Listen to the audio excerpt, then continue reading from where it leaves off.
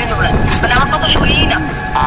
কোনো সমস্যা নাই, কোনো সমস্যা নাই, সব সমস্যার সমাধান টিঙ্কু বাবা করে। দাদা আমি একটা মন্ত্র করে দিচ্ছি, তারপরে তোর কথা মতো উঠবে এবং বসবে।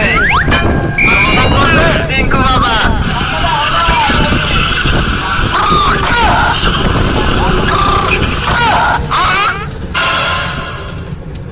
সমাধান কমপ্লিট।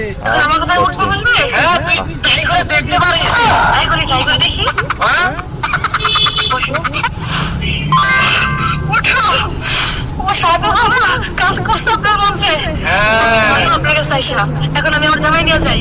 যা যা, সুখে থাক সুখে থাক।